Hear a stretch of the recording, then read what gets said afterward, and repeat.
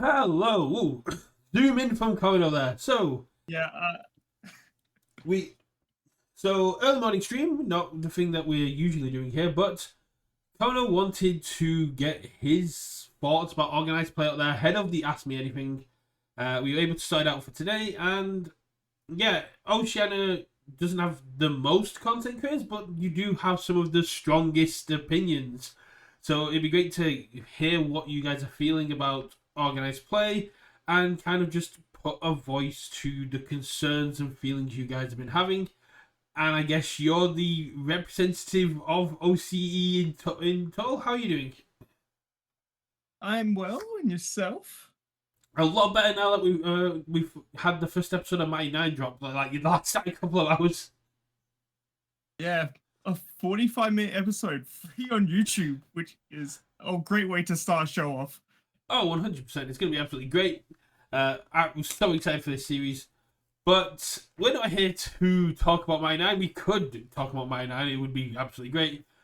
But let's talk about organized play in Oceania, because you guys have had a rough couple of years. You went from one regional to two regionals and now back down to zero regionals, despite having some of the most consistently attended Star Championships, and despite you guys putting in, I'd probably argue, some of the most dedication to the regionals you went to. They might not have been the most attended, but you guys invested so much time and money in traveling to New Zealand, hours across Australia by car and by plane just to attend these regionals. Um, Going on that, like our players, especially, well, I'm gonna go back to Nats at the beginning of this year. One thing that brought us that second regional for this year was going from a 12-player regional into a 50-player national, where everyone, even players from New Zealand, coming across and making it happen. That got the support from like the what's the word I'm looking for? The essentially the permission that Josh needed to go, hey, can we get OC a second regional this coming year? Yeah, it was kind of a big enough of an impact that allowed them to reassess the viability of what Oshie was capable of. And with that, like, love Josh. I was sad to hear that he moved on to Riftbound organized play to head that up. I mean, it makes sense. He's worked very hard on it over the course of this year. Even when I went to Albuquerque, he was on his flight over doing a lot of Riftbound stuff. It's been great to kind of see that aspect of it, but it is a shame to kind of lose him from the Universus side of things. The point system might not be the best for everyone, but it had potential, and we've kind of dropped it for a whole new system. And as much as people say, "No, we're going to get more events, we're going to get more stuff like that," it's like I don't see it. The local championships are replacing star championships, but not every star gets one. So overall, the number of events we see in our regions, to me, feels like it's dropping, not increasing. I think it's also done by the quality control of events, especially in the events outside of the US. Corax, yeah, is just saying it means that the game will probably die in the region. I only think a game like this dies if we let it die. What I will think will happen is this will drop as a main game for a lot of people, and it'll become a more casual game where people will attend events if they're able to, but there's so many card games. We're in a bubble of highly competitive card games. This is a weird choice for them to kind of make, but I'm talking way too much here. Let's talk. I'll let you kind of rant on a bit. What is it you want to talk about here? So one of the things was when I heard the news, I definitely messaged you about this, but it almost feels like UVS is going, this is almost on the players to almost self-manage outside of the support from us. If you guys want your big events, you guys have to make it yourselves. Which, going to one of the local chats in Oceania, Richard, who is probably like the go-to tier for OCE, posted in one of like the bigger chats saying that he might start his own series with prizing that, which creates that, as I said, that dynamic of almost players need to be self-sufficient, like displaying. Yeah. And one thing that I'm a bit on the back end of was at the end of that message going, as long as we have permission from UVS, where if we're not having big events anyway, why do we need to seek out that permission?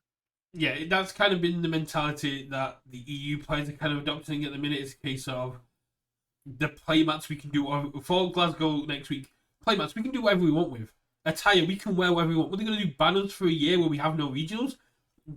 It's kind of like a purge situation of you can do what you want because if there's no events, the rules for events don't apply. I've been speaking to Richard myself. Richard Osley, best Manata 2 player in OCE. Fight me. No, he has that one booked. I don't want to even touch Manata 2. He's been telling me, like, yeah, he's looking at trophies and prizing and doing the whole OCE circuit. And it's really cool. It's something that we have considered over here. My main issue with that mentality is I've worked in sales, I've worked retail. I know if you go above and beyond for a company, they expect you to keep going above and beyond for a company with no support from them other than what they were already giving. And I fear that is going to be the bottom line of going, well, if they can put on their own big events, why do we need to put on the events for them? Just let them keep going. It's like, but that might just be a kind of like response from my experiences.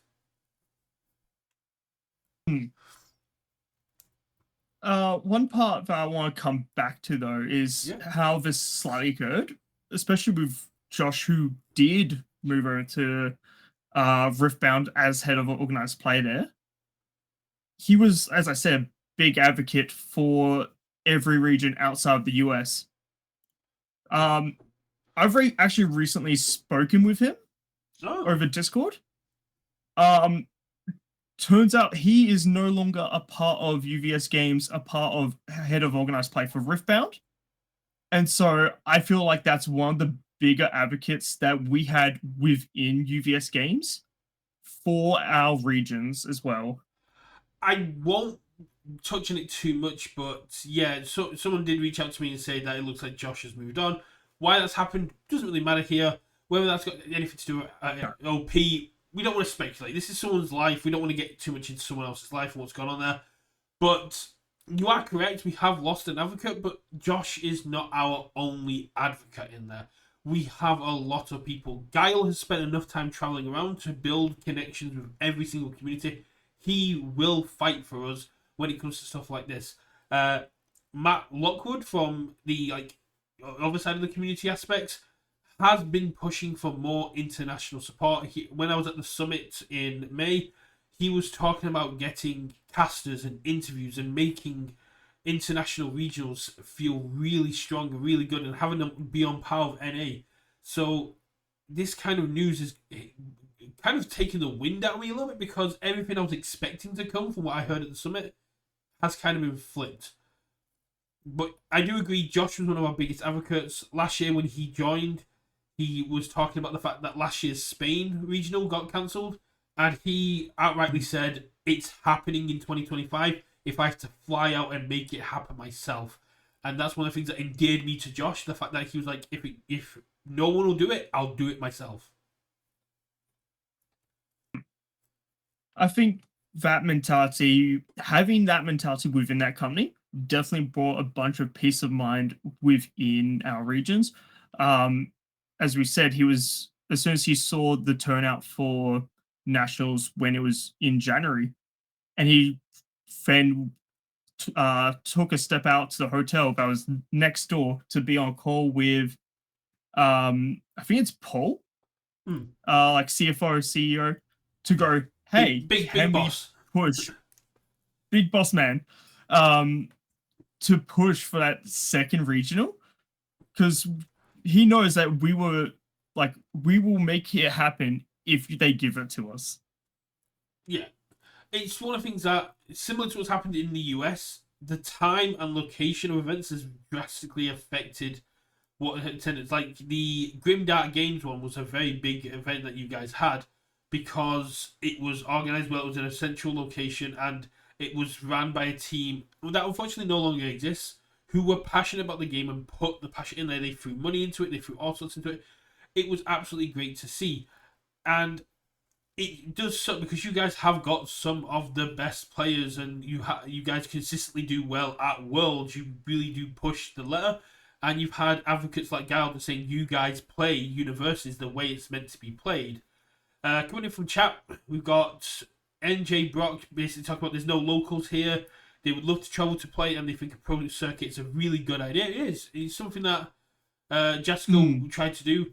And Carx is basically saying the major gripe is the lack of communication. Now, this is something I put in the Ask Me Anything, there was a week between regionals announcements where they hyped up all these events and us being told that we weren't even told that we weren't getting regionals. We were told in a very corporate manner that local play was the height of our organized play experience in 2026.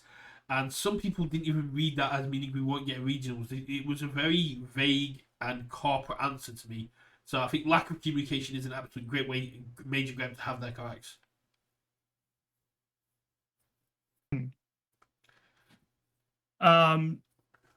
Honestly, as if I didn't see Rich's message about starting our own series, as I said, I was discussing with you about could this happen. It's like, could I honestly do it myself if I needed to? But I'm glad that Richard has already stepped in and stepped up for that. It just shows the true love and passion for the game that he's already prizing up trophies and awards and basically going, well, we'll do it ourselves kind of attitude, which is absolutely great to see. It's one thing that it's great to see, but I don't think it's the kind of thing we should have to do just to prove to UVS that it could come out here. At the height of MHA, you guys were hitting 50, 60, low, like high 60s for events, even when you had to travel a lot for it. We were in the hundreds for events, and the game has slowly declined back into these numbers that we have now. And there's a lot of stuff going on in there. One of my biggest issues is the fact that we just haven't been told why this is going on, and it's all just community speculation as to why it's happened. Do you believe that in the near future that UVS Games will share a post or even like a online Q&A of, hey, can we get answers to these? So in the main Discord, they posted and Ask Me Anything. They deleted anything that wasn't relevant or that was basically not what was around OP specifically. And later on today, probably Saturday morning your time, we should get an article or a video or something where they answer all these questions that we put forward. And it ranges from more information about regional pricing, more information about local championships, to why do UVS hate international players was one of the questions I saw on there. Was that Mike who posted that one? That was it someone else? That was Mike. That was Mike on there. One of my questions got deleted, which was in the Discord rules. It says that you should treat everybody fairly in the way you want it to be treated, no matter where they're from. And I said, why does this apply to players and not to UVS? And that got deleted. I mean, that's a fair question. You don't have a community. I was like, this is a sassy question. It's very blunt. It's like, it's got deleted. I was like, Connor's still on here asking where his belt is from nationals teams, but I get deleted for that. Oh, that's a question I need to ask, Richard, does he have his belts from last nationals then as well? I'm probably going to go with no, because if the Scots haven't got it and they've been asking for it every event this year, chances are that. And Connor's in chat going, where's my belt? No, Carx is saying Richard doesn't have his belt. Connor doesn't have his belt. There you go. You can team up. Yeah, there we go. Team up like in teams. Take down the big giant, USA. So outside of the kind of motivation to create your own series, like what Richard was saying, like how your first response to it, how have the majority of the players been? Has it been something like they're going, "Oh, I'm quitting the game," or people already started selling up, or is it more like cause that double down of, well, if they're not going to do it, we'll play even harder? I can speak from my play group, and if you currently go back to any of UVS's posts since they announced the updates for the 2026 organized play cycle, you'll see one of my players, and I quote, "Bring back regionals for outside the US," copy and pasted on every post that they have posted since then. It does seem to be what the Oceania and EU players are doing. Like, there was the post yesterday of, what's your favourite alt art? And you had so many people just be like, "Oh, my favourite alt art is Grog. I was really looking forward to playing him at regionals next year, but I guess I can't." As I said, copy and paste, bring back regionals on that same exact post. So, since you brought up the point of bring back regionals, to put it very, very bluntly, as we're just going to be very bluntly here, is bringing back regionals enough? After cancelling the events, after putting vague answers there, after hyping up these events for America and talking about how amazing regionals are going to be next year, and then not even directly telling us that we weren't getting them, putting in a vague answer, if we get an article today that goes, "You're going to get regionals, we're going to sort them out," is that enough to get community trust back?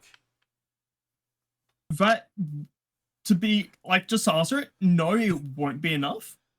But it should be a stepping stone of, hey, you are burning bridges that, as you said, we have some phenomenal players through Zane, through Alex Gurney, Keandre as well, who have been at Worlds, who've just been present in most of these events as well. Yeah. I think it's a good stepping stone to try and get back in the good graces, but they would need to pour out, as I said, bring those deck boxes, bring those panels, artist alleys, as they would like a US event where it is this big celebration. Yeah. It can't just be an event only. It needs to be that community. That was my concern from day one. From the moment they dropped the organized play video, I was on here saying they've advertised celebrations. I don't know if they can do it outside of NA. The panels, the artists, the VAs, the exclusive reveals, it was like they were putting a lot of stress onto what a regional should be. And I was like, I don't know if they'll be able to do it. But that aspect of it is something I'm willing to do myself. I was already speaking with our main TO, Sean, about contacting Critical Role artists in the UK and going, "Do you want to come sign cards and sell stuff at regionals?" And they were up for it straight away. I got messages back straight away, being like, "Yeah, I'm down. If our schedules line up, I'm more than happy to do that," because they love being part of this card game. And it does suck that we're not getting the regionals prizing, but to the majority of players that will be attending an event, they're not walking away with the sleeves or the deck box or the backup. So that does matter to competitive players, but for the majority of people going, it's the community aspect, it's the social aspect, it's the celebration of loving this game so much. You've travelled to be around people of your region, to be with other players, and as I talk about Mike, essentially to be with your family in this game and enjoy playing it, enjoy having fun with it, enjoy the celebration to be told, oh yeah, the celebration's getting better, because it already has done with Prize Wars. Prize Wars was an absolute great addition, Oh, and 100%. it does just suck to have Levi. Again, this isn't directed at Levi, just because Levi was the one in the video. Hype up these events and talk about how good these events are going to be, and then just be told you're not invited unless you travel to America to do it. Which, as I was like talking with people yesterday, we have a travel advisory in the UK. I don't know if you guys have it in Oceania. We have a travel advisory in the UK not to travel to the US at the minute. Yeah. Really? Our government's like, if you travel to the US, be aware there's a lot of stuff going on at the minute. It's the economy, it's the ICE stuff. Everything everywhere is happening, to be honest. Yeah. Unless you're home safe, nowhere is safe, to be honest. That's more than fair. But yeah, it's just one of the things that I don't, as much as the Americans might think it's reasonable for us to be able to just travel out there because it's similar to what they do, I don't think it's reasonable, especially for you guys in Oceania, where you'd essentially lose a week to travel to one event. So with my group from South Australia, we literally said to each other, if it wasn't that we have already gotten flights to travel to Dallas, most of us wouldn't attend Worlds, even if we had the invite. Yeah, I mean, I've not been trying to get to Worlds this year. I've got no interest in going to Worlds this year. I've made that very clear. If my flights to Glasgow hadn't already been booked, I would be reconsidering. But I've not signed up for the regional yet. I'm still in two minds to just go there and have fun. And yeah, so Kirk says he'll be refunding. So it is upsetting to see, like, Kirk's one of the stronger players. He was the top Izuku Midoriya in Worlds come last year. Yeah. So it is upsetting to see some of our players, like Korrix, not being able to attend or not. I don't want to say it for you, but just that mentality of they've burned that bridge.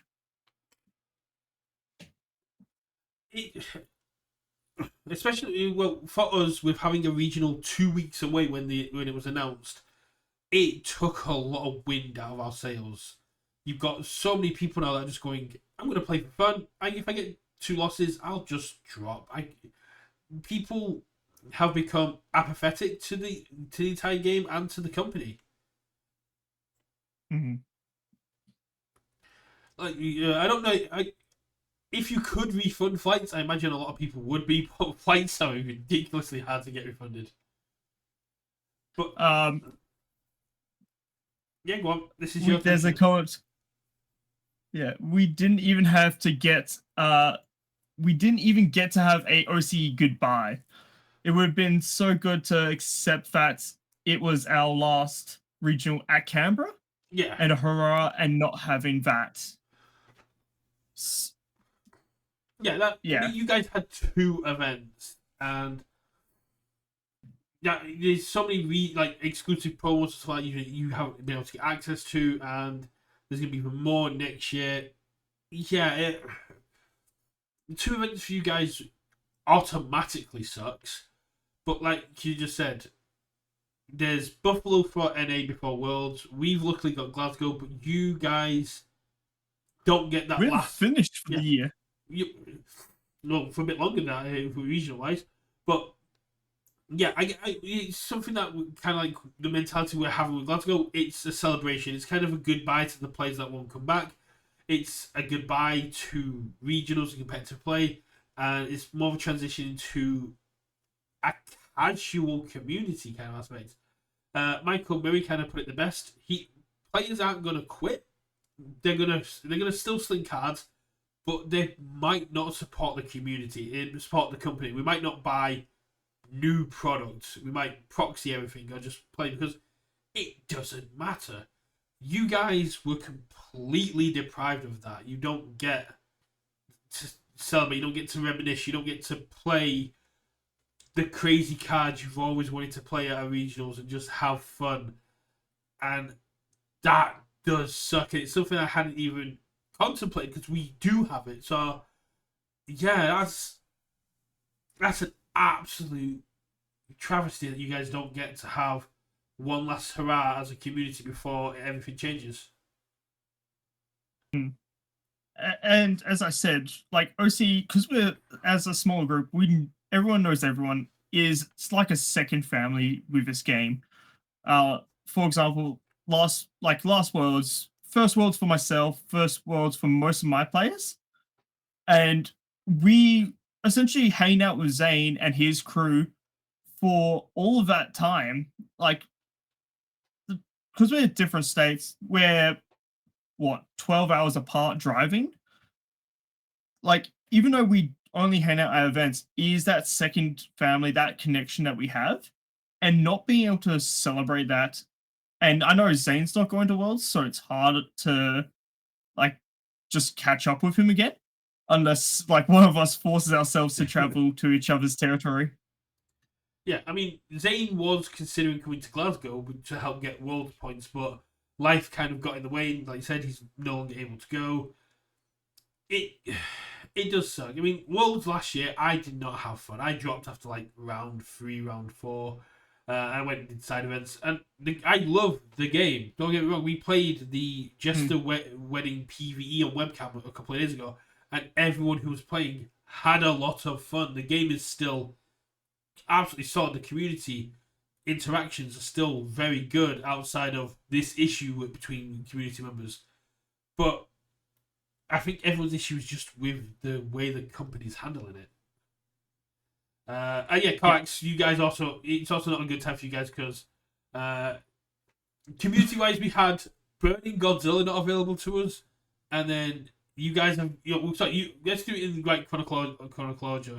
OCE didn't get access to Riftbound, then to Burning Godzilla, and now to Regionals.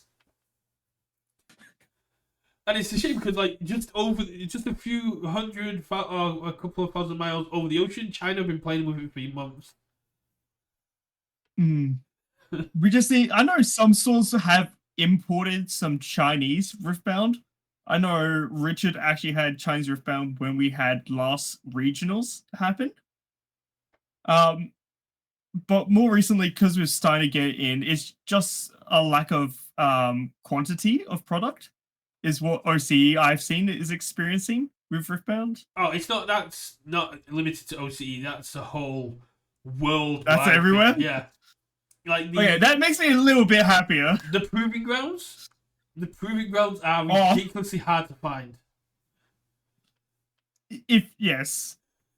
That's even a flash, which is a common from the proving grounds, is a $30 common. Has it gone up now? Oh, that's Australian dollars. Yeah, it's about. That's USD off of TCG player. It's gone up last week because I'm looking at building Run and Gun Jinx, and I picked this proving ground up at a local store for £30 this weekend, and people are like, that's insane because they're selling for 200, 300 MSRP.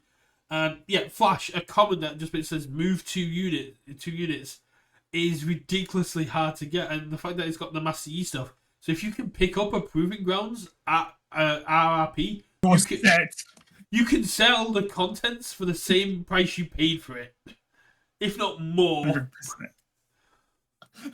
Oh, it's gone up by an extra $1 since I last checked. Oh man. Apparently Akihabara has lots of Riftbound. I've got my nice Riftbound collection. I've got my Proving Grounds, I've got my starter decks, I've got my champions. I'm enjoying Riftbound. I think it's a very cool game. It's a bit rich for my blood with how expensive cards are that I might not take it too seriously.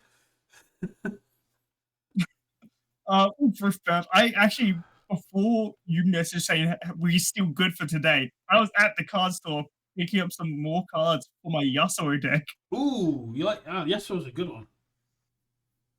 So this is already on my second deck. The first one I built was Set. Because when I used to play League of Legends, he was my go-to character. I've just finalized an order for some of my Jinx cards. I still need to find the Mega Death Rockets, but we'll have to get some games in at some point because it's so much fun.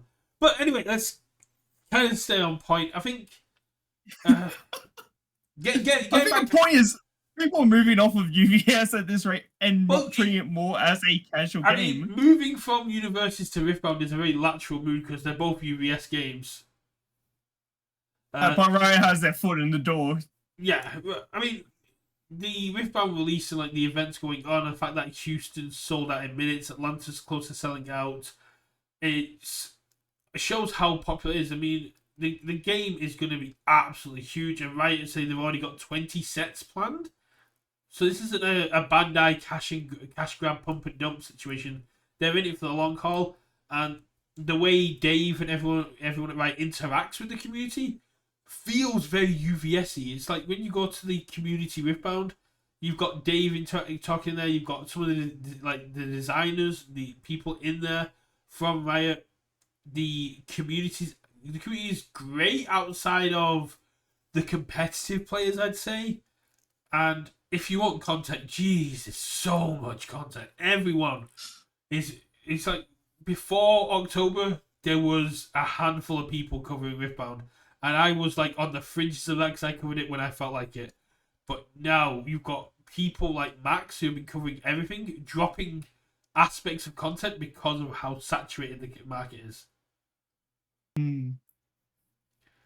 One of my players just ordered my Victor, and it's very expensive to get anywhere outside the that deck. I mean, that's one of the things. That's one of the things I do love about their deck builder, Pitzlover. It tells you how expensive your deck's going to be as you're building it. Is it in quid as well, or euros? It's in USD. It's in USD. Okay. Yeah, it basically tells you how much you want to be.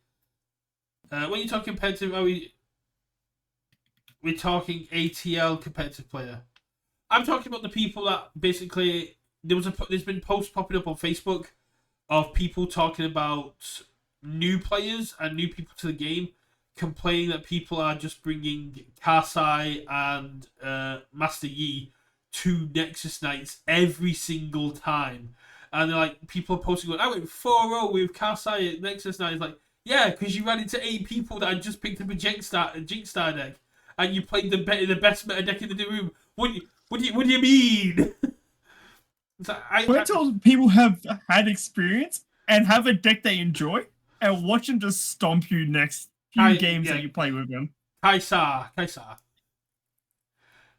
But I'm always down the line of local should be a positive play experience, and if you're bringing the tip top meta decks at this point in the game already, you're going to drive away new players. It's something that we see with Universus a lot, where because our events are so scarce and in between, even locals, that people bring the most competitive decks or the decks that they're practicing for regionals, and it does harm the new play experience players. For our game, it's a bit more understandable. For Riftbound, where everyone is kind of playing it, it does make sense. But yeah, if it's a local championships, but a skirmish, some of the skirmish at Nexus night, people should be having fun. People should not just be getting raw dogged on the table all night by these absolute meta decks. Well, one of my testing partners actually has built a Teemo deck, and he's gone, I have not dropped the game to Kaiser with this deck yet, and it's fun. If it hadn't been for the cheating scandal, the Teemu deck that top 16 the last Shanghai regional would have been the big talking about, because it was the only one that made top 16. It was dominating the meta, but then the guy got busted for cheating. Because he was on camera, and he was force shuffling cards in his opponent's deck to the bottom of their deck. So he was like looking at the cards in their deck as he was shuffling and putting the cards they need to the bottom of the deck. Oh, and at one point the judge even stopped him with, "What are you doing?" And he was like, "I'm shuffling." If you could just ruffle shuffle your own deck and then just get it passed to your opponent to cut it. That's. But it's when you get a competitive card game like this, when you offer pricing that goes into the thousands, when you offer cash pricing, the bad actors are going to come out. It's one of the things I've been saying about this game. As it gets more, if it ever gets more popular, we're going to suffer the same kind of issues. We're just kind of lucky we don't. But Riftbound has kind of started with these issues, especially coming with the umbrella of League, where the majority of people who go describe a League of Legends player and they go angry.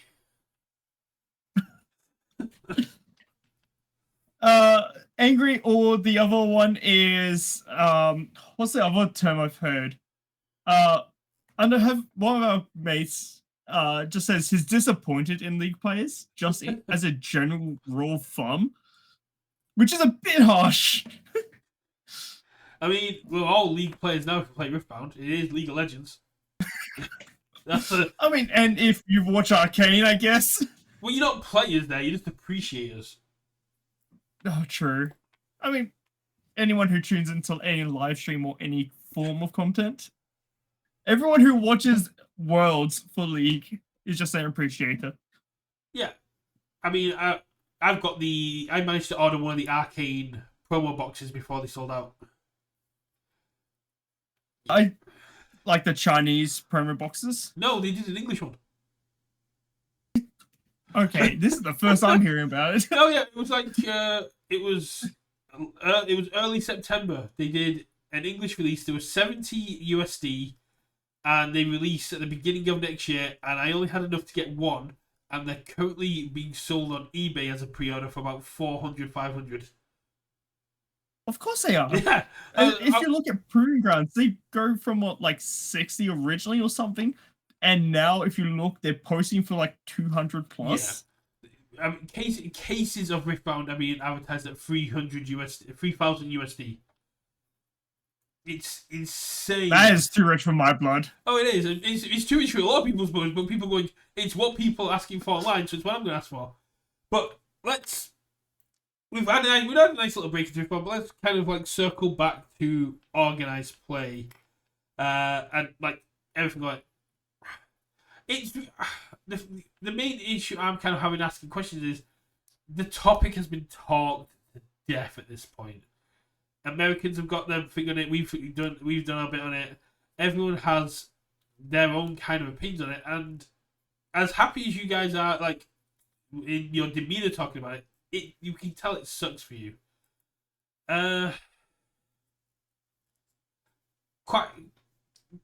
I'll ask the question that was in the chat early on, just bluntly. Do you think the game dies next year for you guys?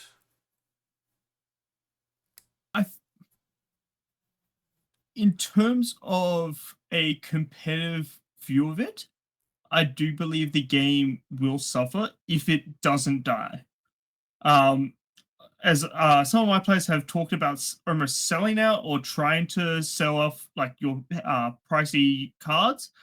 But other than that, it's as we said, we have people who want to try and organize events.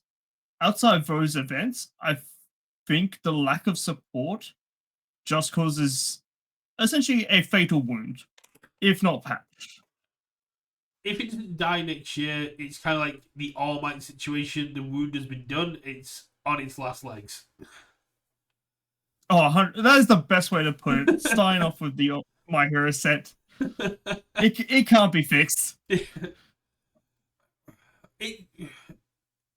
has a ripple effect. I mean, trying to sell this game to new players, trying to give players a new, like, positive demo experience. We had the trading post on here a couple of weeks ago because they're coming to Glasgow, and they were saying that the best way to get new players into this game isn't to appeal to people that have never touched a TCG before. It's to appeal to people that are already playing TCGs and talk about our resource system, our draw system, our attack system, the way that you get to interact with your opponent at every aspect of the game, and just convince current TCG players that Universus is worth giving a try because of how fun and interactive it is. But if we do that and we get a player on the hook and they go, oh, this is cool, when can I? Is there a competitive way to play this? Like, not for this year. You can go to local championships. and you can win prizes, but we don't get regionals. Or if you lie to them and say, it's not local championships like the max region like thing, and then they get into the game and they go, what there's regionals, there's streaming regionals, like, yeah, but we don't get them. It leaves a bad taste in new players' mouths immediately. I think the one of the things about local champs as well is I've heard from different people, is it 40 a season? Or is that 40 across the entire organized play cycle? So when I heard it, I thought it was 40 per region. I was like, that's a cool buff because it means that we get it, and it means Oceania get loads, and it means that US kind of gets scaled back. It is 160 for the year. It is 40 a season worldwide. I am intrigued on how they're going to push this. Because I did see that. Go on, I'll let you finish. I saw. Thank you. I saw that if you wanted to host, you had to send an email their way almost straight away. And with that, you're not even guaranteed to host. No. So it's going to be interesting to see how they distribute it across the regions. Yeah. If you discount Hawaii and Alaska, there's 48 states in America and 40 regions, which means some states in America aren't going to get them. And people are talking like, oh, you guys are going to get local championships, stuff like maximum we get is, say, at a push, 5. And that's being generous. And Oceania, say, gets 3 a season. And that's being very generous. I believe at the highest amount, it will be 10 across EU and OCE, whether that's New Zealand, Australia, Spain, or the UK. Yeah, I imagine Spain needs to get one. They've cultivated that region. They've been celebrating that region. In August, they were talking about how amazing it was to see the Spanish players, how they were celebrating the regional head up there, and the Spanish players were inspired by it. I've been talking with the Spanish players. They want to experience this more. They want to experience that level of play more. They've been kind of in their bubble playing Star Championships. They've experienced a regional. They've played against the English players. They've played against the Italian players. The players from around Europe. And now they're coming to Glasgow. They're travelling. They're doing what the system was intended to do. And next year they'll be told, oh no, go back to your locals. That's always disappointed here, where you just have that glimmer of hope to see, hey, we're starting to get support. And then they just kick you down a notch to go, hold up, not this time. Maybe the following year. Well, that's just it. It kind of, we don't know. With the systems constantly changing, this is the 4th system we've had in 4 years. We don't know we don't know what's going to happen. And it's all condensed into like almost the first 3/3 of the year. This system is very compact, very tight. But yeah, I mean, you're 100% right in what you're saying there. 10 for EU and Oceania, even in my head, like that's a push. It's such a weird system. It really is. Just, I don't think anyone in America would complain if we got the lion's share or like a fair amount. But there will always be someone who will complain. Yeah, but we kind of need the extra support. We need local championships to be a draw, and what we don't need is to get 2 of them and be like, they go, here's one for Australia, here's one for New Zealand, here's one for Spain, here's one for the UK. And these kind of act as your mini regionals without any of the celebration or prizing. Yeah, I think that comes back to the quality control of these events. Because it's a local championship instead of a regional as well. There's no need for your deck list to be submitted. There's no, essentially, your competitive attitude behind it. It just changes that entire dynamic. I didn't even think of that. So usually the ban lists and the information comes from competitive play at regionals level and from playtesters. And even if it's indirectly, we get to influence the bans because our deck list, what we're playing, goes into their information. If we're not submitting deck lists for local championships, if we're not contributing information, the future of the game, what gets banned, what is allowed to be played, what erratas happen, will solely be influenced by the NA players. And that is a whole new aspect that I hadn't even thought about, which that sucks so hard. Yeah, because like I remember hosting like our season 2, our season 3 local championships, saying, "Hey, enable that little box that says deck list enabled. You can submit." And none of my players were able to submit their deck list because I like to treat our local championships as if we were playing in a big event to get them in that mindset of this. If we're playing competitive, this is how it feels like. This is how it should be treated. Yeah. That's just it. For me, local championships, star championships should always have been deck list submitted so they can have the information. Going off NJ Brock's, should we have a public watch list from UVS games? No. I don't think UVS should publicize or let us know what cards they're monitoring because people will influence the information. People will stop playing the cards. If we did have deck lists at Star Championships, local championships, they'd stop playing them and they'd start to underutilize them until regionals. People would sacrifice a local championship to keep these big cards around for regionals. I think that's an excellent point. Even those cards that you may not see even those ones that you may not see at a time, but they start picking up momentum coming into that type of season. Like Ty and Cliff, you never suspected until probably the last 2-3 months of play.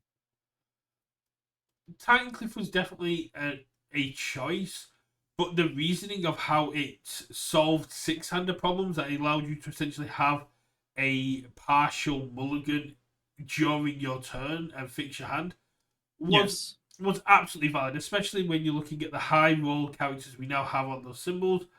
Yeah, it made sense, and the 6 cost was meaningless to characters like Godzilla. So no, I think that was absolutely. There's a lot of cards where if you limit it to the character, it would be really cool. Like you say with the Mount Lady only. To go back a lot further to what was mentioned in the chat before, as much as I love webcam events, I don't think we can bring them back for EU and Oceania as a regional level. One, the pricing would be way too expensive to send out. And you gotta think, sending each player's pricing individually would suck for the company.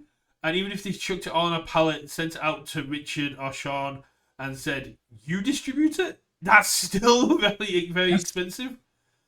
The other side of it is, after the Wish tournament, I don't think they can. The community backlash around webcam, I know Tam and other people have done, here's how to do a proper webcam setup. Not everyone can afford that. Not everyone knows how to set that up. Not everyone knows how to use OBS OBS camera and stuff like that. You're putting a lot of extra steps in there to make sure players can play webcam, and the moment you put significant prize in there, if they literally said the EU regionals are going to be webcam, you win, you still get a backup, you're going to have people that will be bad actors. You're also going to get people from the States going, well, why can't we take part? They can fly over to take part in our regionals. Why can't we take part in theirs?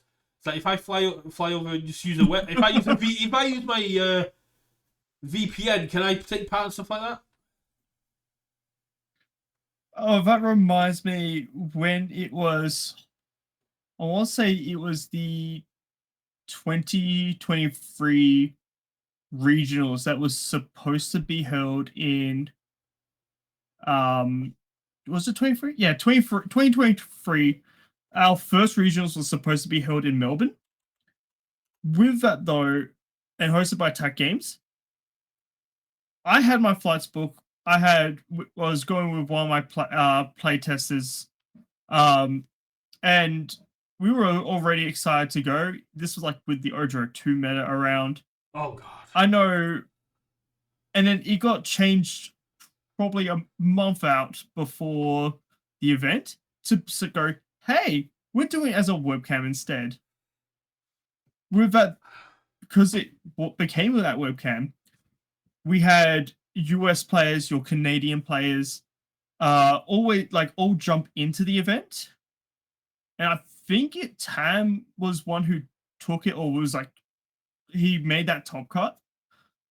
And with that, they capped it at, I want to say 128, 64, 128, one of the lower numbers.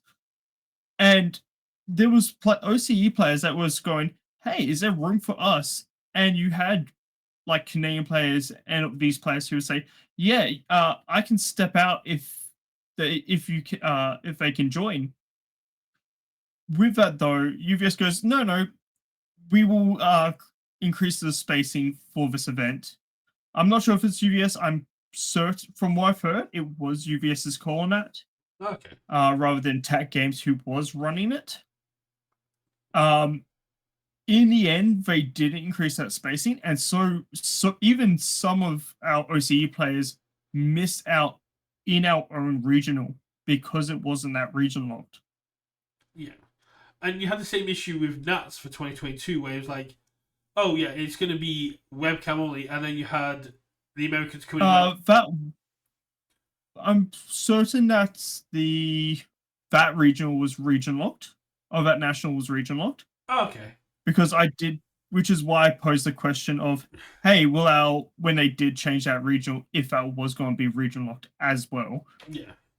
But yeah, we got Zane in chat saying that event was awful. Yeah, and I mean, I know they did say like points or invites would only go to the OCE players that did well, like the top 16 OCE players, but didn't really help in the situation. Like the Nats invites for that regional would go to the top 16 players at the regional, and I think like someone in the top 32 got the nationals invite because you guys were just flooded with Americans and Canadians. Mm. Now I will, as you said, if they did say to us, hey, we'll give you these webcam events, and they don't make it at region locked, OC has already experienced it. We will be very vocal about it, going, hey, back off. This is our event. This is our celebration. Like, politely move on. Yeah. But you know, like you said, there's always going to be someone who complains, and you know there's going to be someone in America that goes, well, they could travel to one of our events, so we should be allowed to take part in there. It's like, it's not the same thing. It is, but it's not, is it though?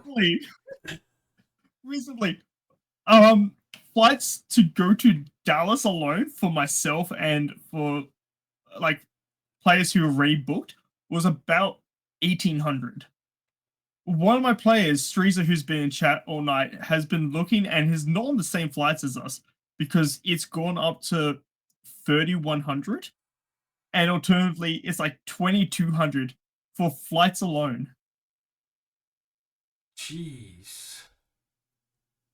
So, as much as we could go over to play in one of their regionals, I don't think they take into account or know the conversion rate that is in their favor. So $1 for us is 69 cents there, or 68 cents currently. So there's that, flights, accommodation, stuff that I think the only player who would understand this from the US would be what's his name? Justin? I want to say Justin. The one that traveled over to regionals last year, Justin, yeah. Yes, Justin Birch. Yeah, he has been very supportive of what we're going through because he's travelled to the events. It's not, for me, it's not only like the cost and the time aspect of traveling to America, it's also just the reasonability of it. It's like, should you be expected to drop everything and travel out of, not only out of country but across the ocean to take part in a regional anytime you want to have a competitive play? Zane's talking about needing a standalone sim. The main issue you got there is licensing. Like, I think my hero, I think Bandai owned the video game rights, and if we made a standalone sim, it's classed as a video game. So you have to completely renegotiate IP rights, because I don't think you'd have to get video game rights for things like UU and Attack on Titan and stuff like that, and other companies already own them. Alternatively, you could pull a Magic, and in terms of the Spider-Man set in Arena, make it your own IP, same mechanics, like same mechanically cards, but it's just your own spin on the cards. Yeah, I mean, that would be an absolute great way to go, and I imagine the creative team would absolutely hate it because they'd have to make whole new art. But yeah, that is the ultimate solution, but it's whether or not they want to pump the money like that into the game. Haven't played. So I'm just reading chat. Go on. With that though, it's like, is it worth pumping the money into the sim, or actually providing us with regional events? That's the true question there.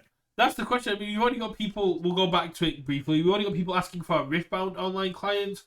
It is that kind of day and age now. It's not 20 years ago where this game started. We've now got people wanting to do more online play. People wanting to play from the comfort of their own home because they find it better having a standalone sim where everything is randomized as much as random can be done on a sim.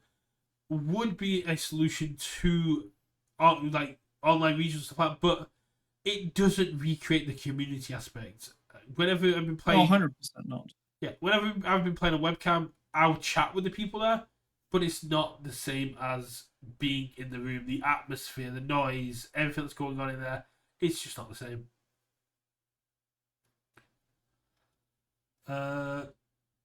I don't think they'll pay for anything UVS anymore. Ooh, Zane, have you got a theory? Because one of the common theories I have been seeing happening is that they think UVS games are winding down universes, like with things like Riftbound and other things like becoming more popular and becoming a big cash influx. That they are starting to wind down universes. I don't put much stock in that theory myself. But I know a lot of people, like, as they just put there, why put effort into UVS when Riftbound is making so much? I don't know how much UVS actually makes for Riftbound. It is a partnership, and they're not involved in, like, the design of the cards. They do some aspect of the art. They do some aspect of, they do the distribution, the other things like that. But the majority of it does fall on Riot's shoulders, like the error packs and the product quantities and everything that's been going on.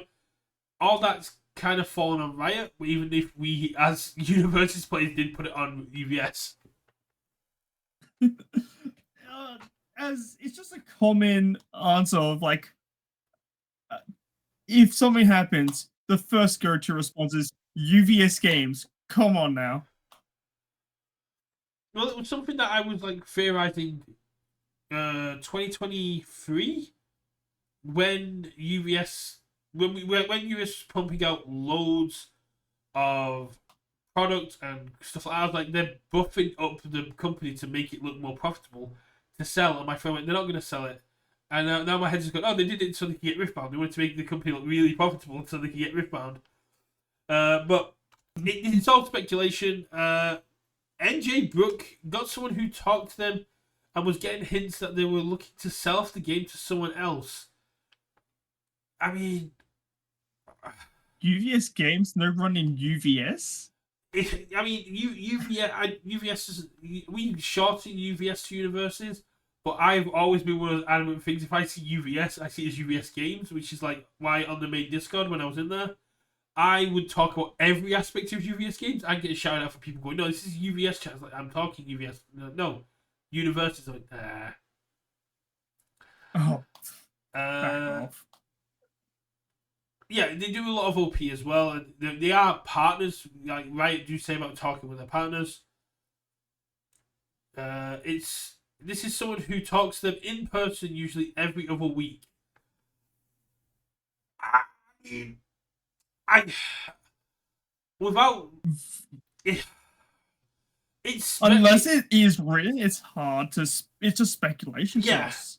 it's very hard for me to see a world where at this point they'd sell universes to someone else, primarily because they're not going to get the money back they paid for this game at the minute. They bought it. They bought. Oh God, I'll let you go. I was gonna say, how many handlers has Universus had? It has gone from currently it's UVS Games. Prior it was Jasco Games, and there was one more before that. No. No. Sabretooth. What was it? Sabretooth did it in 2006. Then I think it went to Capcom. Then to FFG. Oh no, there we go. Sabretooth Games, FFG, Jasco, UVS. I know Capcom was like partnering with them, but yeah, it went to Fantasy Flight Games. They almost killed it. Jason bought it under Jasco, and then Jason sold it with around the MHA time when the company was like at its peak to Paul and Lohan, and now Lohan has stepped away from the company to focus on his family. So it's basically just Paul being the head of UVS running the entire thing. UVS FFG tried to kill it is more than an understatement. Yeah. But if all the games FFG tried to kill had stayed dead, there wouldn't be as many card games as there are in the system at the minute. Even Keyforge has made a comeback. I've heard the name Keyforge. It does not ring a bell to me though. Keyforge is a deck game where you buy your decks and you can't alter them because they come with a built-in deck list. It's an interesting one. I did miss deck building when I played it, but yeah, they've got a player base smaller than ours, and they've just had they've had nationals all around the world. They've just had worlds, and it was just mad to be going like this card game that has a smaller player base than us has better international support than we have. God damn it. Honestly, I think that says something about either A, the community, B, the company that's supporting and backing these events, like your local scenes, or even just the owning company that has supported both of those two groups. I don't know. I'd have to speak to some of my friends that still play because I'm living vicariously for them. My friend Stuart just won the EU Nationals a few weeks back. My friend Jupiter was at Worlds, and yeah, it's been great to see like my old Keyforge friends still having a lot of fun doing it. But yeah, it's always cool connecting with those people that you've discussed with over time. As you say, as we've said, some of these card games is just like a second family. Like people know each other. We build those strong connections, even if it's across regions. Yeah, it's that aspect of family where even if you haven't seen a cousin or a brother or a grandparent in years, you still have that connection, that kind of bond where you go to a reunion or you see them at a holiday and you just kind of have it. And then you've also got those family members that you're like, I'm not a fan of this person, but I respect them, or you've got you have this bond, so even if there are players in the community you do not like, you still are happy they're there because the game is so small. It's like that strayed family member that it would be awkward, or it would feel much different without having that specific person around, Yeah, just in that type of environment. exactly. It's a very weird one. One of the things that I have been quite surprised at is we've had the IP roadmap and the OP roadmap and the FAQ, which was really weird that we had an OP FAQ before we had the Ask Me Anything. So where were these frequently asked questions coming from? But that's a separate issue. And no one has mentioned in the company that next year's the 20th anniversary of Universus.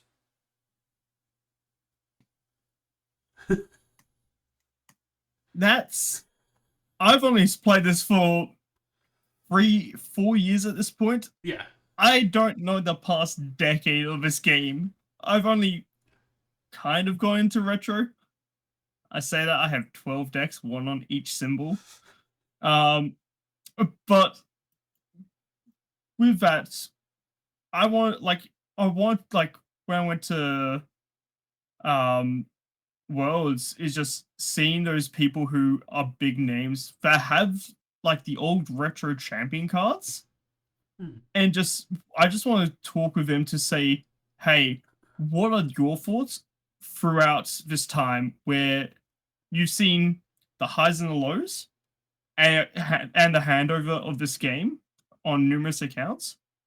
How do you think this game will turn out for like US is probably the main perspective, but Yeah. I'm just for gonna like your say, Canadian players, good night to NJ Brook. It's 5 a.m. for them, so they're gonna go get some sleep.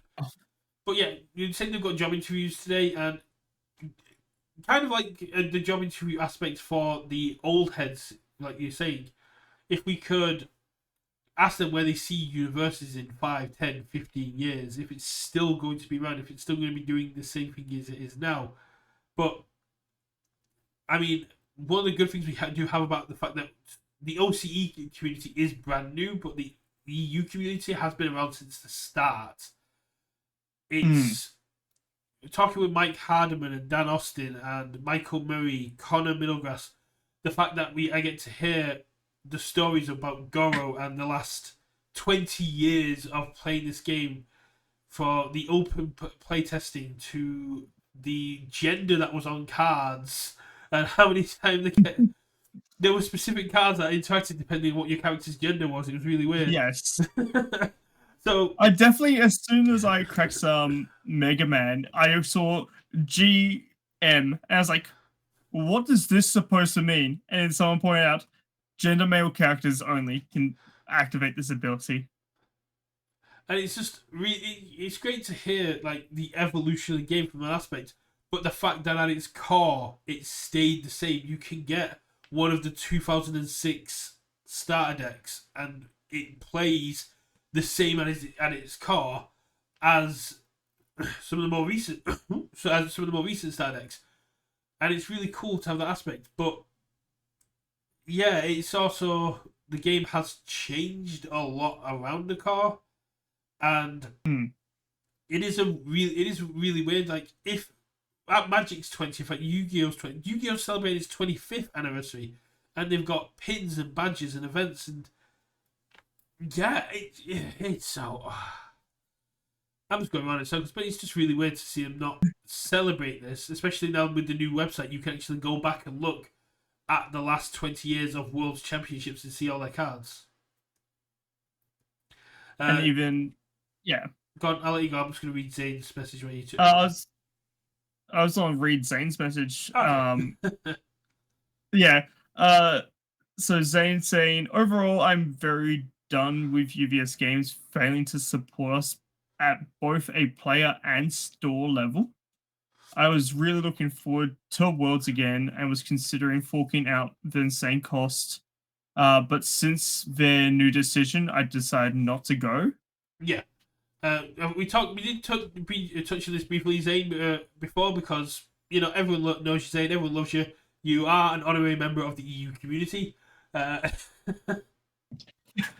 I think that is the same situation just for our upcoming regionals. We did mention before, it is a shame you guys don't get a goodbye to the game, but people are reconsidering regionals. People are reconsidering worlds. it's a case of, do people want to invest any more time and effort and money into a game that isn't supporting us? And it's always been a two-way street of the kind of thing. I don't think it's too much of a two-way street.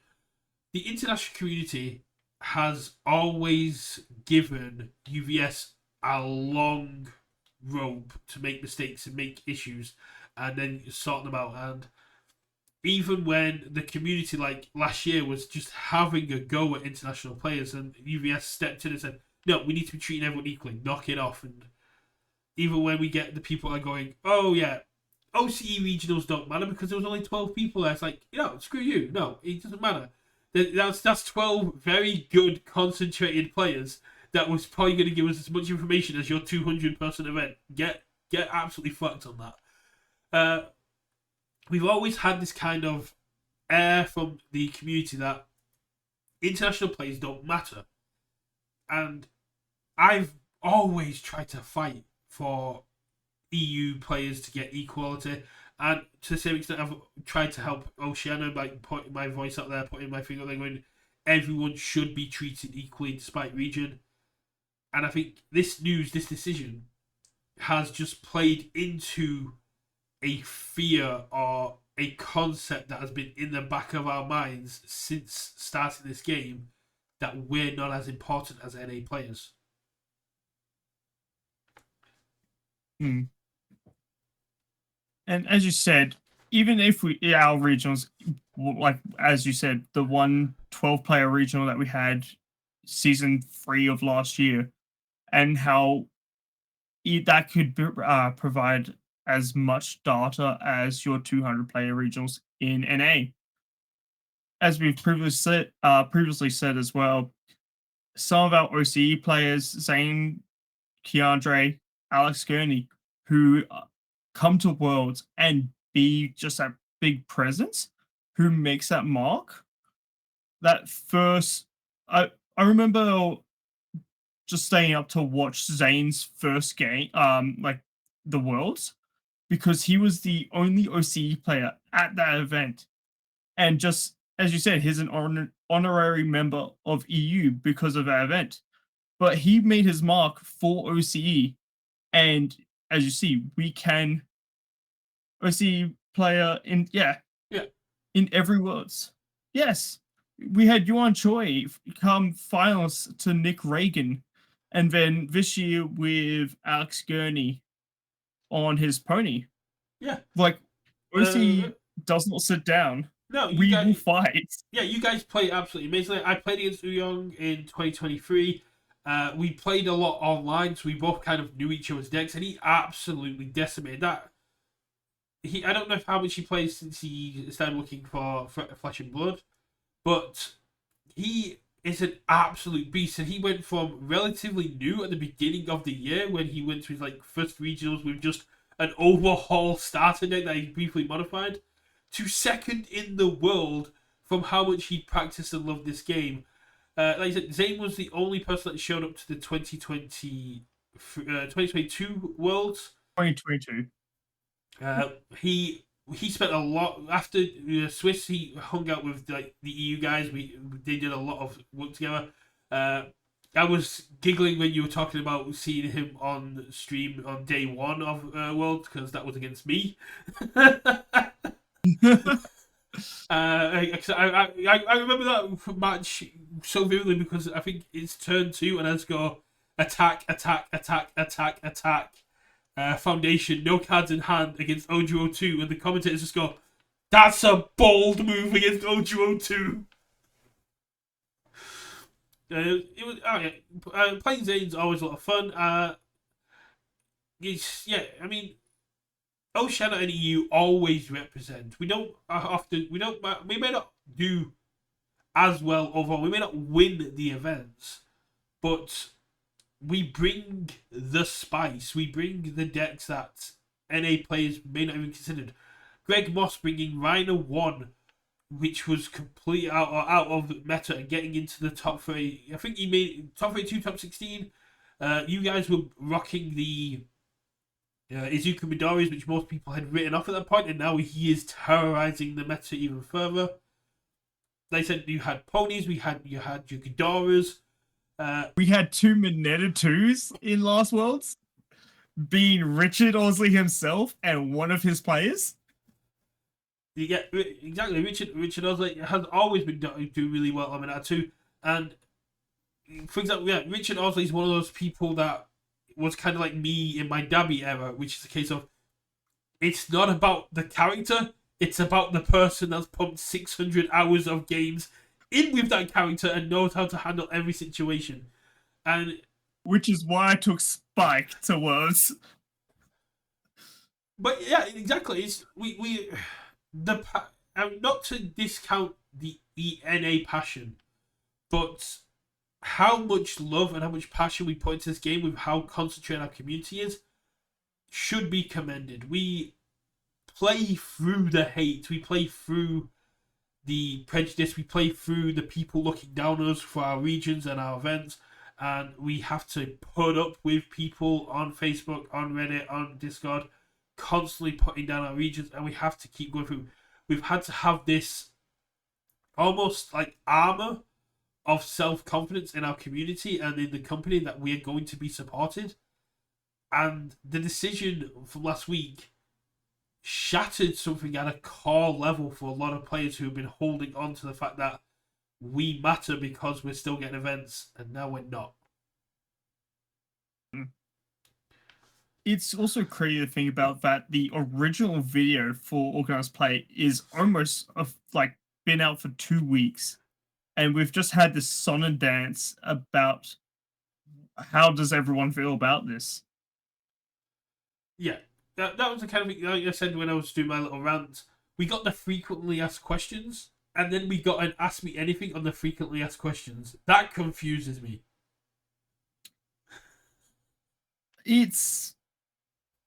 They're trying to dig for something, and I could not tell you what they're trying to dig for.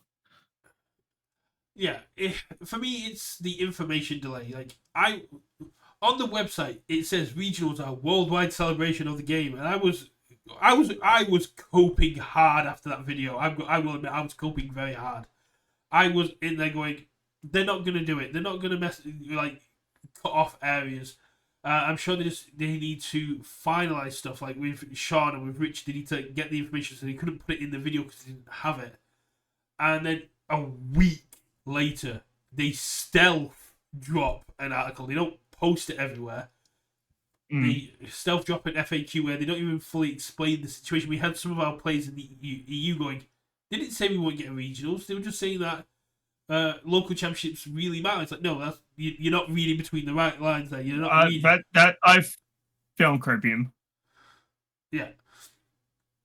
So it's just, if they knew EU weren't getting regionals, if they knew Oceania weren't getting regionals, why'd they wait a week to tell us? I know it would have sucked not to be, it wouldn't have been hype, it would have sucked to put in the video. But they could have dropped an article, they could have dropped something rationalizing it, they could have literally said something at the same time. The week sent people spiraling, and that has expedited how big our reaction was, because it was a week later and it wasn't a clear answer. It was corporate BS. Strezzo saying, going back to Korok's, like his major gripe is just a lack of communication. Yeah. So just I'm just reading Strezzo saying they're fishing for approval from one of our players in some regards, so they can see it wasn't a bad idea. Yeah, they're looking for even a small percentage of us to say it's okay. And even the American players are the ones that are trying to rationalize it. They're the ones that are trying to come up with a reasoning, going, oh, it's money-wise and stuff. It's like, they haven't told us. You're assuming. And we're not assuming. We're taking everything at face value. But, yeah, Korax and what you're saying, completely correct. The communication has really dropped off this year. We started off at the beginning of the year with, here's all the products. Here's everything we're doing. Here's all your events. Here's where they're going to be. Not quite dates. And then we had Paul on there going, here's everything that's coming. We're going to do these pre-constructed decks, this many sets, this many challenges. You had Paul on Facebook breaking down everything we were going to see. And then you fast forward to now, and it's a case of we're fighting to get information. It feels very 2022, 2023, where everything's behind closed doors.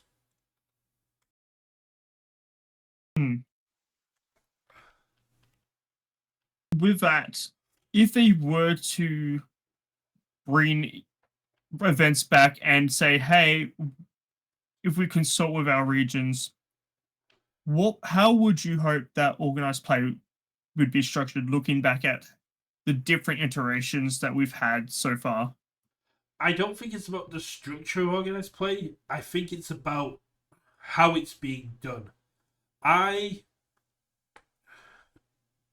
don't care about events. I care about the community celebration. I care about what's going on there. I know it's the least popular opinion. People more care about the regionals and the competitive play and the prizing. But for me, it's about what the community gets out from it, the community aspect. And what UVS to take away from this is we need a seat at the table at this point. We need Richard or Sean or a community representative at that table, so when they propose ideas like this, they've got a advocate in the room to go fuck off right away. I wasn't going to say it myself, but I'm glad you did.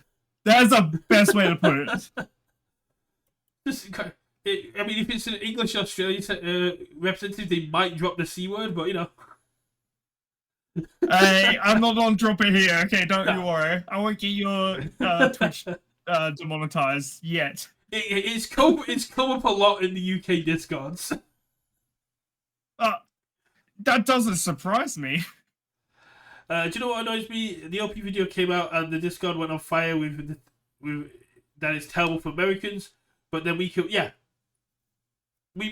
labelled as irrational moders because we're still complaining about it.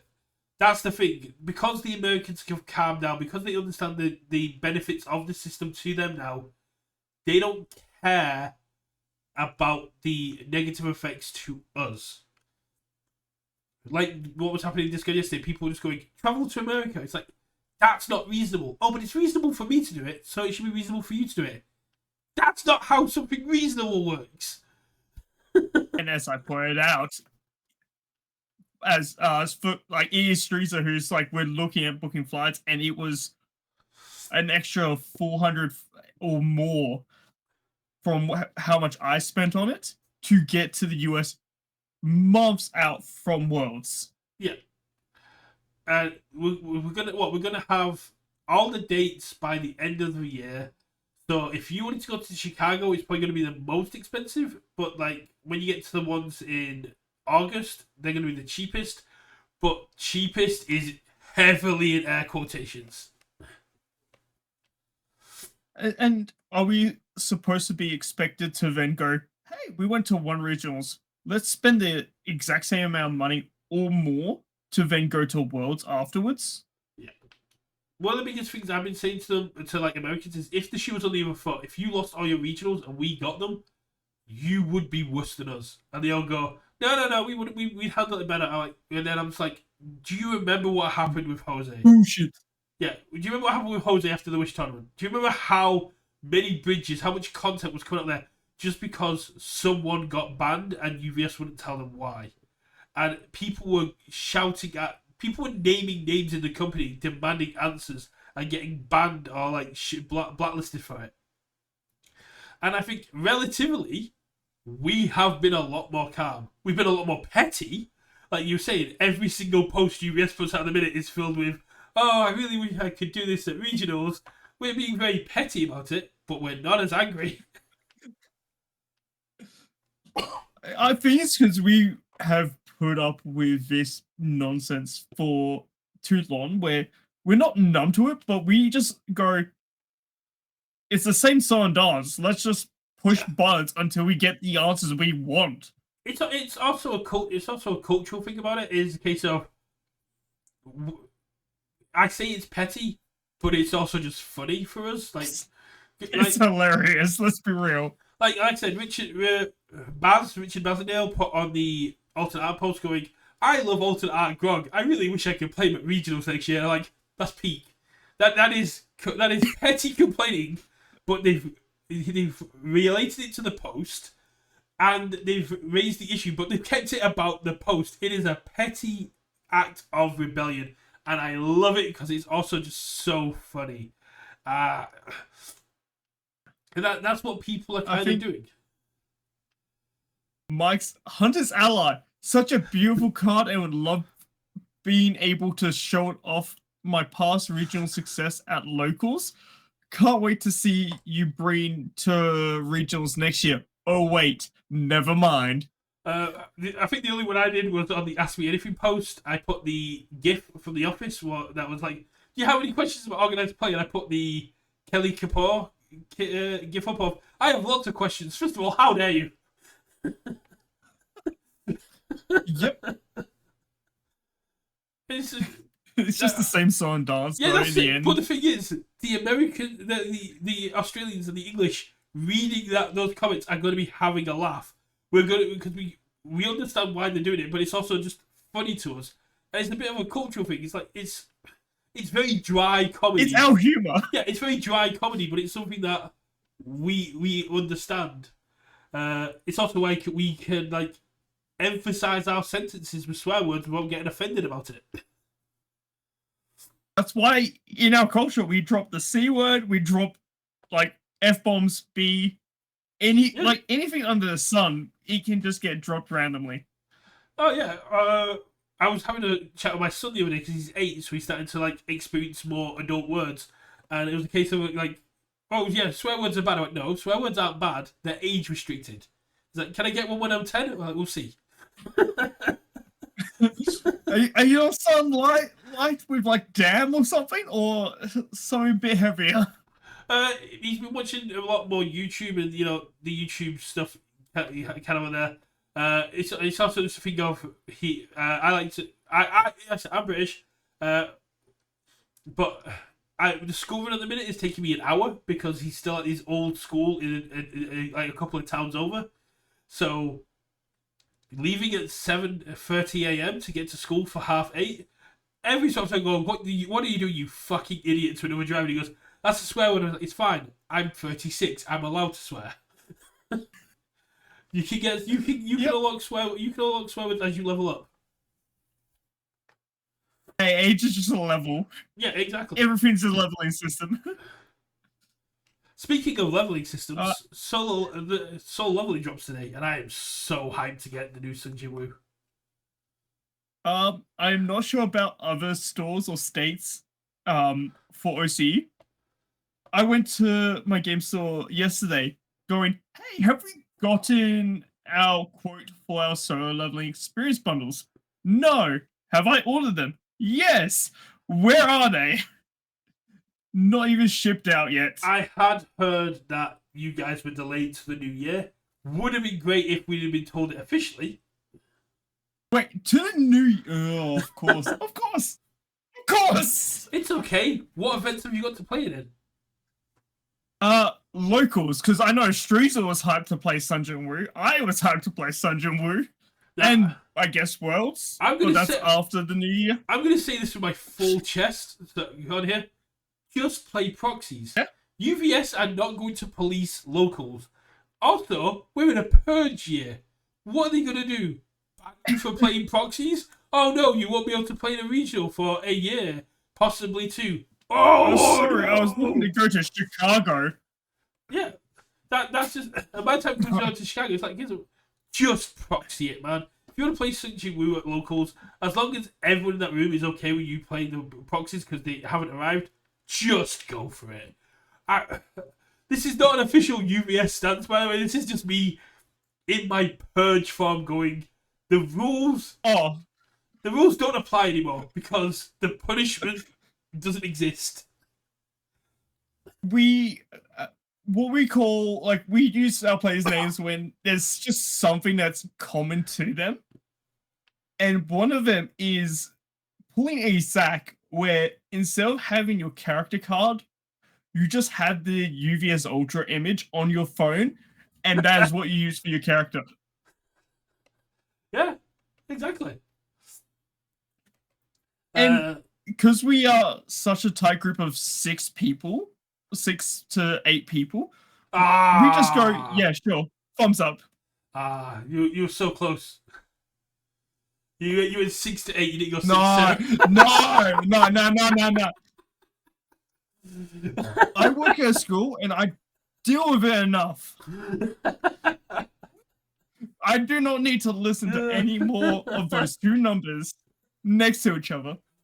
I can tell you like 6 to 8. You're like, this man's been traumatized. Yes.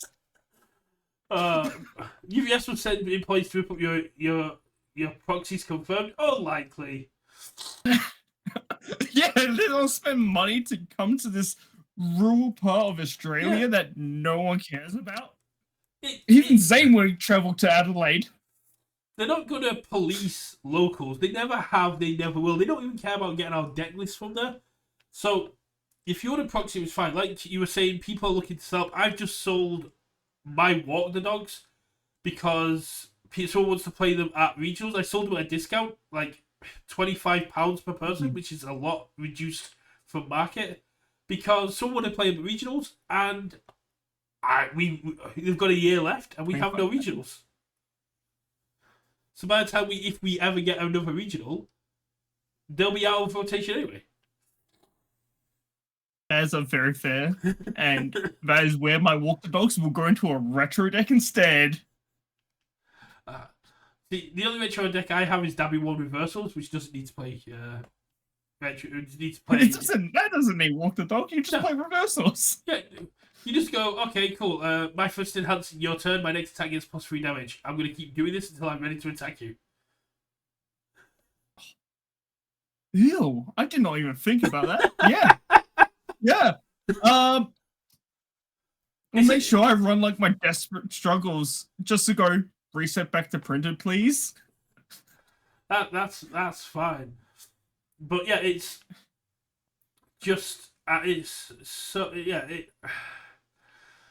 I think everyone's kind of gone through this 5 stages of grief, but because it's just a game at the end of the day, we've gone through quite quickly. I don't think anyone's got to acceptance yet, but we've all kind of got to the depression, apathy kind of aspect of it. At the end of the day, I'll just quickly say this and I'll let you do it. But at the end of the day, this is supposed to be a game. It's supposed to be fun. It's supposed to be an escape for us. And they've put more stress on the EU and Oceania community in the last 2 weeks than most of us probably feel from our daily lives. I was on a comment. As you said, they should be posting those Ask Me Anything posts in a few hours, wasn't it? Saturday morning for myself. About 6 a.m. your time. If they don't try and do what they did last time, which is drop it at the end of the business day and then go away for the weekend. Which is highly likely, knowing like that pattern that's showing. Yeah. But it would be if they release that and they go into certain details, will that bring us acceptance or will that just reopen a wound? That is the part I'll use the term interested. That's the part I'm interested to see how the communities will react. Yeah.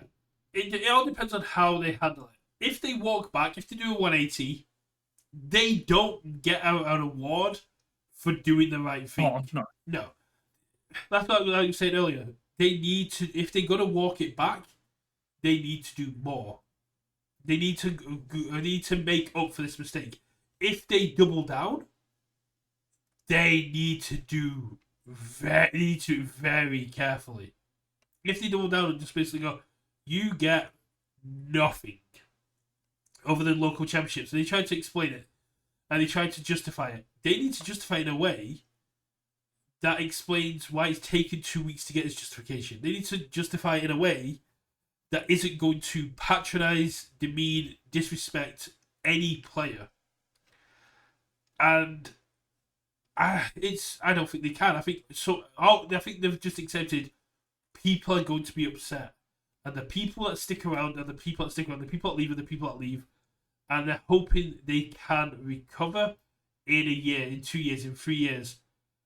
But the question is, will stars like Zayn and Richard and Sean trust them to reinvest in the game, to buy the product, to invest in OP from the aspect, if the rug can be pulled out from underneath them yet again? Which, I'll just quickly, Justin Butch on the 4 cast was the most decent voice for international players. He's had the most in the last year. He's travelled to our events, so it kind of makes sense. But I expect he's the only international player that has come to OCE. Yeah. And I understand. I mean, Tim Keefe from the start was talking about that. He kind of said local championships were going to be our new regionals, and we hated that the moment he said it. But he was right, and it is weird to see these opinions from Americans on our situation, because personally, if I was an American and I saw the situation, my immediate response would be, not my circus, not my monkeys. I'm staying out of this. I've got my regionals. I've got my local championships. I'm going to let them be angry. I'm going to leave them alone and hope the company sorts them out. What I'm not going to do is get involved in this situation unless I'm dragged in it. Just don't fan the flames. Yeah. As you said, we can be petty and fun petty for us, but Americans, if you don't understand humor, just don't fan flames. Some people, even where we live, can get offended very easily, and they understand our humor, our sensibility, how we rationalize things, and yeah, a lot of us have been lashing out, but I think most people are justified in their annoyance. 100%.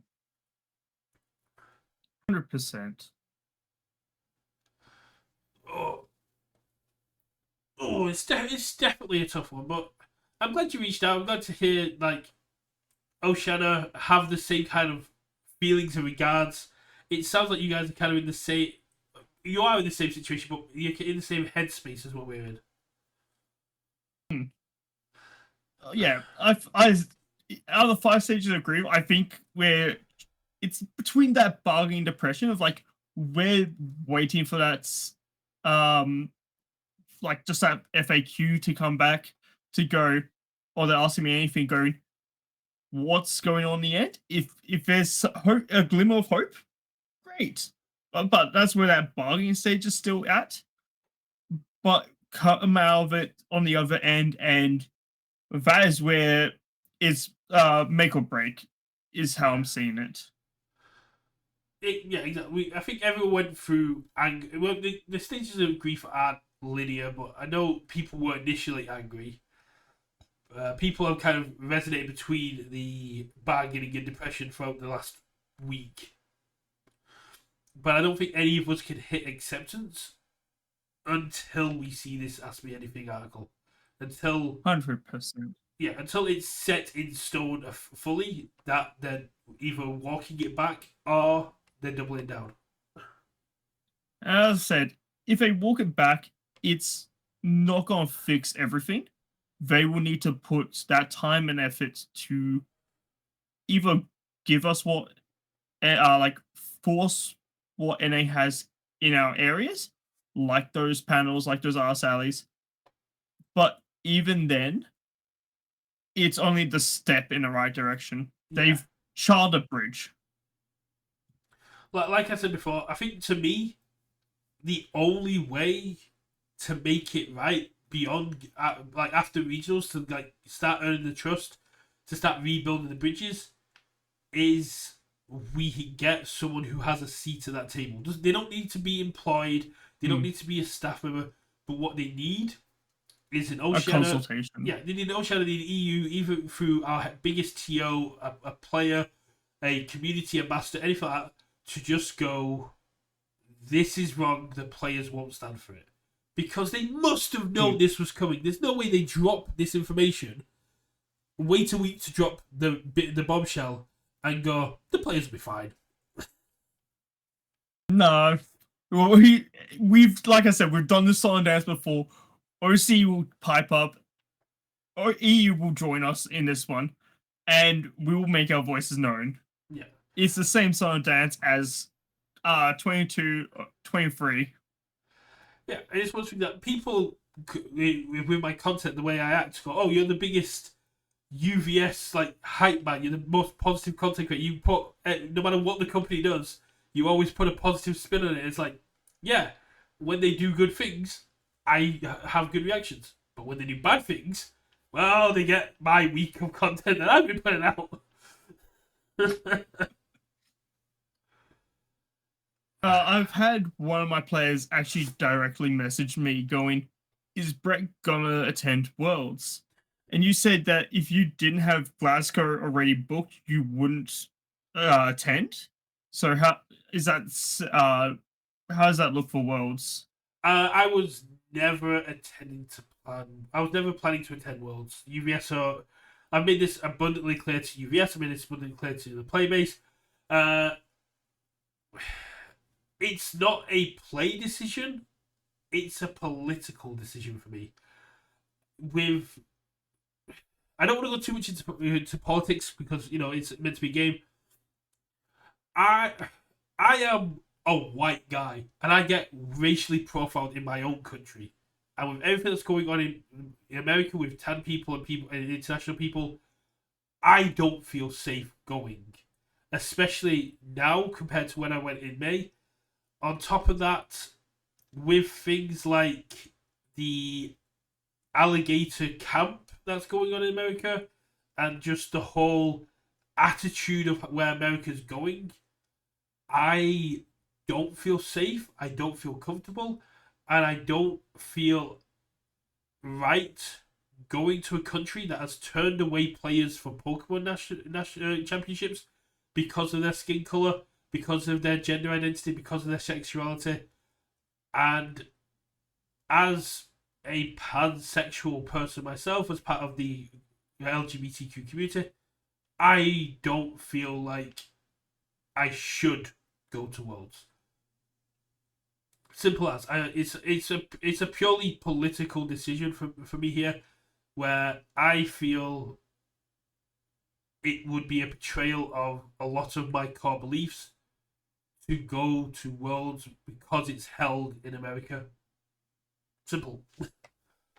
No, that's 100% fair. As you said, this is a game, and we're living lives. You still need to look after yourself in the end of it all. Yeah, I was on the fence about even going to the summit because it was getting bad, but it's got so much worse. I might ask you about the travel advisor stuff then, here and there.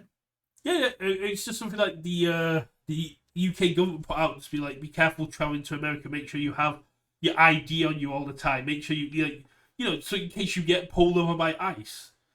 But a few weeks ago, I was just in town with my little boy, and some guy just starts going off on me about going back to my own country, and I'm like, I was born here to two white parents. I just tan very easily and don't lose it. I've made the joke with my father, going, if I don't speak and I don't, and I tan easily as well. Yeah. If I don't speak with my Aussie accent, I might get chucked over to the Mexico. Yeah. Right. I've had that laugh with my father about it. That's the whole thing. It's just one of the things that it's an irrational fear, but the fact that we're having to have like this conversation proves how dire things over there are. Mm.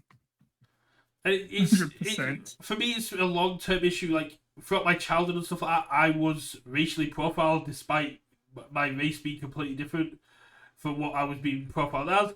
It doesn't matter. It shouldn't happen either way. But I don't care about getting slagged off for dropping out of the event, Connor. I'll drop out anytime I'm not having fun. But yeah, I have outrightly said it's one of the things that I was considering making a YouTube video on it, but that's just a complete downer of me just sitting there going, America sucks at the minute politically, and I don't want to go. But yeah, I basically, in like the content part of the UVS Discord, I talked about future summits and worlds and stuff like that, basically saying how things stand. I don't want to be involved in them, or like traveling there. I don't mind if I could attend summits remotely. That'd be cool. But it's just a really bad situation. It's also led to like comparisons in the communities, like the OP 2026 system is what Trump envisioned for a UVS, like no foreigners allowed at our events. They build a wall and they're using our money that we buy boxes with to do it.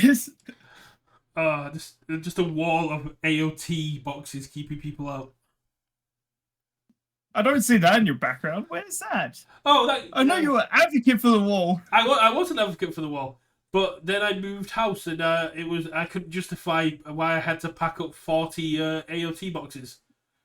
So I got the new. Use them for storage. I got the new setup, which I like. Admittedly, much cleaner.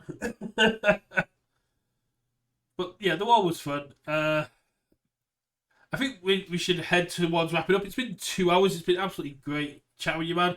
It's been great having the OCE community. We'll definitely have to do this again sometime. I'll get some like Riftbound games and stuff in. 100%. I remember it's been almost a year since I last hopped on. Yeah. The main issue which has been a while. The main issue is the time zones for us, because you're like 8 hours. You're like 10 hours ahead of us. 10.5 hours ahead of us. It is 10 p.m. for me because I'm in the state where you have that half an hour number for some ungodly reason. So it's about to hit midday here as well. So yeah, you're 10.5 hours ahead. So it just becomes quite awkward content-wise, but that's why I thought we'd do like the morning stream. But yeah, it's been a lot of fun. Got any final things you want to say as we wrap up? I think we've covered this all. The only thing I'll reiterate is we'll see by the end of tomorrow if they just drop it and dash. And if that's the case, is either going to be we go into the bargaining stage or just the acceptance stage.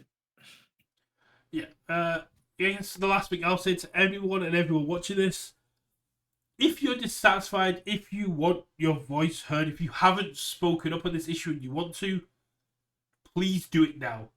The article's probably done, but UVS is monitoring its channels, it's monitoring its Discord, it's monitoring the Facebook groups. They want to know our opinions, and if you don't say anything, then they won't know your opinion. So, good or bad, positive or negative, if you're for or against us, I don't care in this situation. Just let UVS know what you're thinking and how you're feeling so that they can make the most informed decision. Well, sign off there. I'm going to go get some decongestion medicine because I've apparently got a cold. And I'll let you wrap up for the evening and get some sleep, man. Yes, I think I still need to have like a midnight snack or something before I head to bed at this rate. And check out your Riftbound stuff. They are somewhere in my room. Alright, well, yeah, we'll definitely have to get some Riftbound games in because I'll be interested to see how you guys play it. But thanks everyone for being here. We're going to sign off now, and we'll see you all at game night.